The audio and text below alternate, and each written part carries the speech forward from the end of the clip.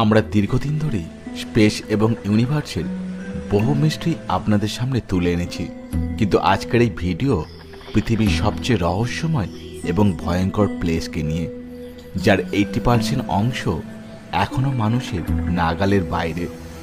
আমরা হলিউড মুভিতে বহু অ্যানসিয়েন্ট জীব যেমন অ্যানাকোন্ডা, পাইথন অবশ্যই দেখেছি, কিন্তু জানেন বর্তমানে পৃথিবীতে পাওয়া সবচেয়ে বড় সাপ কত ফুট লম্বা?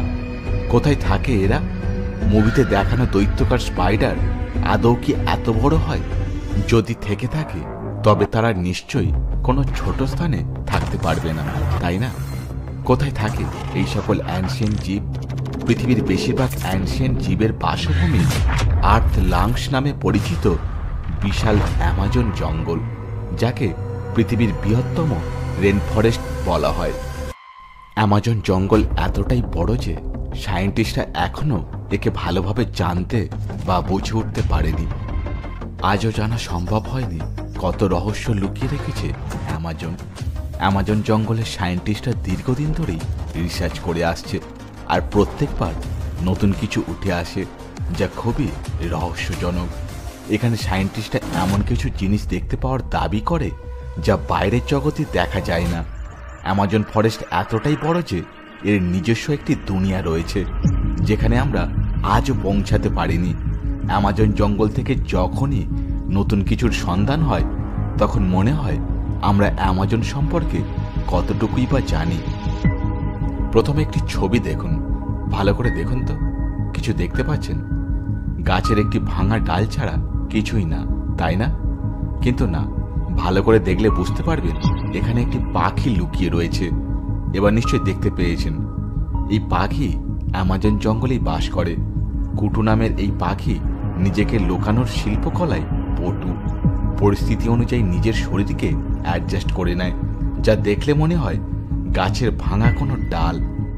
সাধারণত এই পাখিকে দিনের বেলায় দেখা যায় না, কারণ এরা রাতের বেলায় বেরোয় আর দিনের বেলায় গাছের কোনো ভাঙা ডালে পরিণত হয়, যার জন্য এদেরকে দেখতে পাওয়া শুধু মুশকিল নয়, ইম্পসিবল। নিজের চোখ অর্ধেক খোলা রেখে দীর্ঘ সময় পর্যন্ত একইভাবে থাকতে পারে।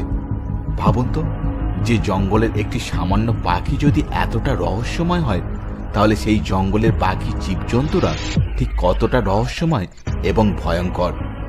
তাই আপনাদের কাছে একটাই রিকোয়েস্ট, আজকের এই এপিসোডটি শেষ পর্যন্ত দেখতে থাকুন, যেখানে অ্যামাজন জঙ্গলের এমন কিছু ফ্যাক্ট এবং মিস্ট্রি বলবো যা শুনলে আপনারা বুঝতে পারবেন অ্যামাজন জঙ্গল কতটা রহস্যময় এবং ভয়ঙ্কর।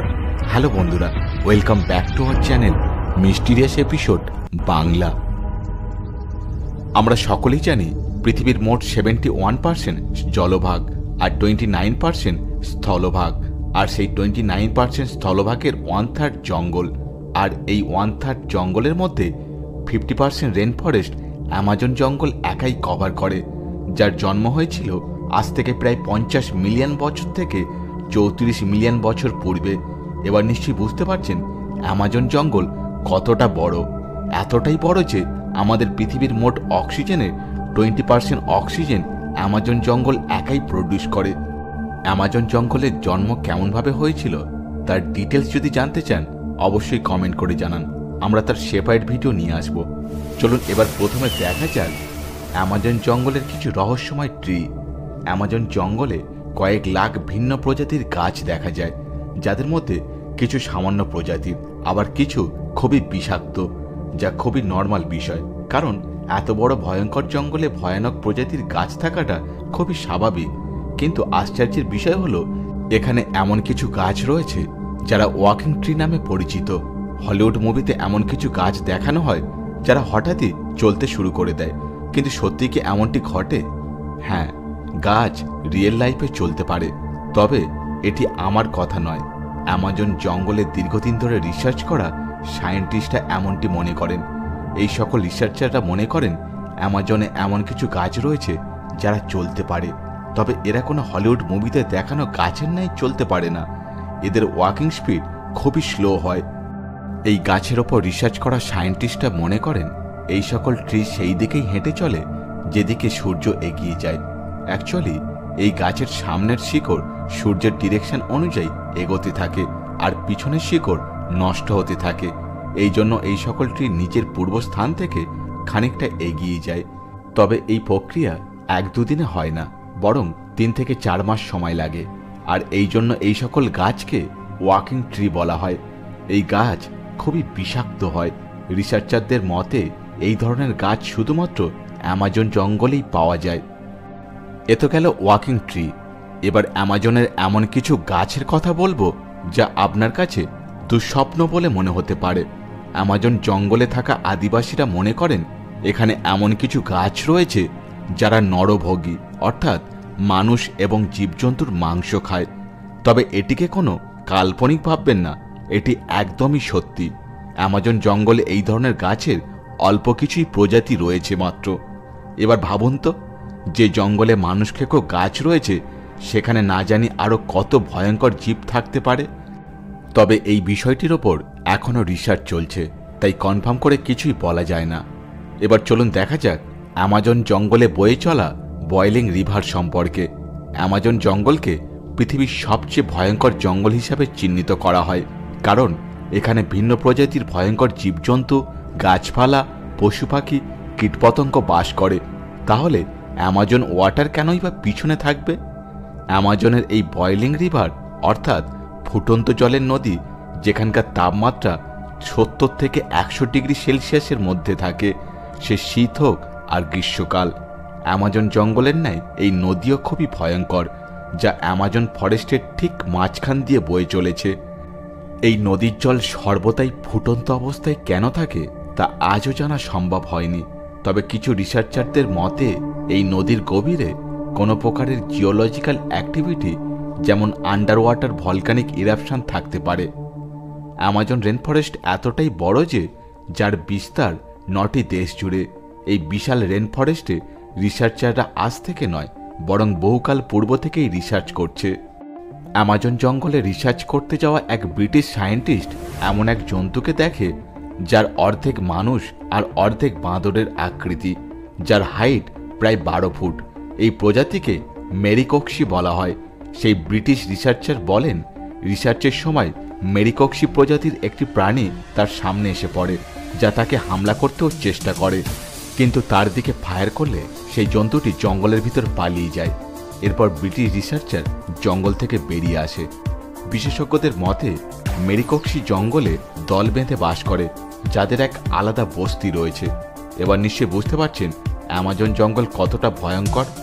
তবে এর থেকে অনেকগুণ বেশি ভয়ঙ্কর এতে থাকা জীবজন্তু এবং পশু পাখি, যারা অ্যামাজন ফরেস্টকে এতটা ভয়ঙ্কর বানিয়ে রেখেছে। অ্যামাজন জঙ্গলে শুধুমাত্র গাছপালাই ভয়ঙ্কর নয়, বরং এতে থাকা জীবজন্তু আরও বেশি ভয়ঙ্কর। বলা হয় অ্যামাজন জঙ্গলে এমন কিছু প্রজাতির সাপ পাওয়া যায় যাদেরকে পৃথিবীর কোথাও দেখা যায় না। সাধারণত পৃথিবীতে দেখতে পাওয়া সবচেয়ে বড় সাপ অ্যানাকোন্ডা।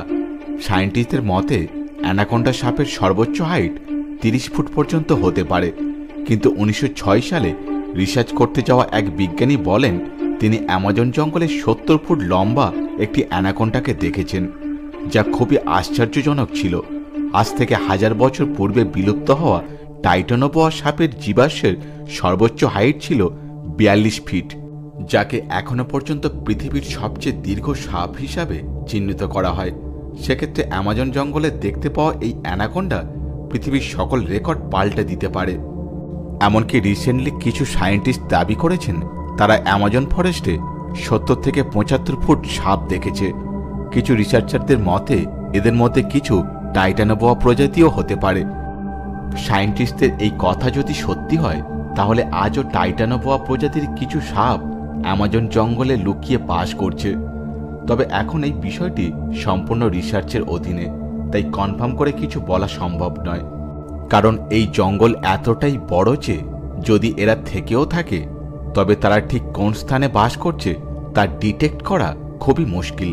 কারণ অ্যামাজন জঙ্গলের 80% এমন স্থান রয়েছে যা পুরোটাই আনটাচড।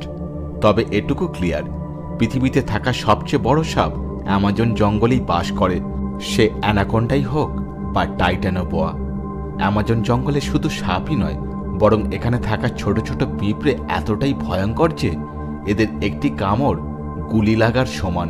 এই জন্য এদেরকে বুলেট অ্যান্ট বলা হয়। অ্যামাজন জঙ্গলের ছোট্ট একটি পিঁপড়ে কামড়ালে 5 থেকে 6 দিন পর্যন্ত তীব্র যন্ত্রণা থাকে। শুধু তাই নয়, এদের মধ্যে এমনও কিছু পিঁপড়ে রয়েছে যাদের কামড়ে মানুষের মৃত্যু পর্যন্ত হতে পারে। স্পাইডার, যা আমাদের কাছে একটি নর্মাল বিষয়, যাকে আমরা প্রত্যেকেই একবার হলেও জীবনে দেখেছি, যাদের সাইজ ম্যাক্সিমাম 3.5 ইঞ্চ হতে পারে।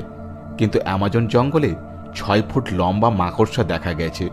এখানে বাস করা আদিবাসীদের মতে এই মাকড়সা এতটাই ভয়ঙ্কর যে নিজের বাচ্চাদেরকেই মেরে ফেলে। অ্যামাজন জঙ্গলের আদিবাসী ছাড়া কিছু সায়েন্টিস্টরাও এই ধরনের মাকড়সা দেখার কথা বলেছেন, তবে এটি কতটা সত্যি তা আজও প্রমাণ করা যায়নি। তবে এই বিশাল জঙ্গলে এই ধরনের প্রাণী দেখতে পাওয়াটা খুব একটা অস্বাভাবিক নয়, কারণ এখানকার বেশিরভাগ স্থান আনএক্সপ্লোরড। অ্যামাজন জঙ্গলে এই ধরনের জীবজন্তু থাকা খুবই নর্মাল। কিন্তু কিছুজন মনে করেন অ্যামাজন জঙ্গলে এলিয়ানদের আড্ডা, যেখানে ইউএফও দেখতে পাওয়ার দাবি করা হয়। শুনতে অবাক লাগলেও অ্যামাজন জঙ্গল এতটাই ভয়ঙ্কর এবং ঘন যে কোনো ভিনগ্রহীদের জন্য পারফেক্ট প্লেস নিজেদেরকে লুকিয়ে রাখার জন্য। তবে এটি যদি সত্যি হয় তবে তা পৃথিবীবাসীর জন্য ভালো কথা নয়। তবে তা কনফার্ম করে কিছুই বলা যায় না, কারণ এখনো পর্যন্ত সেখানে এলিয়ান রিলেটেড কোনো কিছুই দেখা যায়নি। এই বিষয়ে আপনারা কি মনে করেন অবশ্যই কমেন্ট করে জানাতে ভুলবেন না। আর ভিডিও ভালো লাগলে একটা লাইক, বন্ধুদের মধ্যে শেয়ার, আর এই ধরনের ইনফরমেটিভ ভিডিও পেতে চ্যানেলটি সাবস্ক্রাইব করে পাশে থাকা বেল আইকনটি প্রেস করে অল করে দিন। দেখা হচ্ছে পরবর্তী ভিডিওতে, সঙ্গে থাকুন।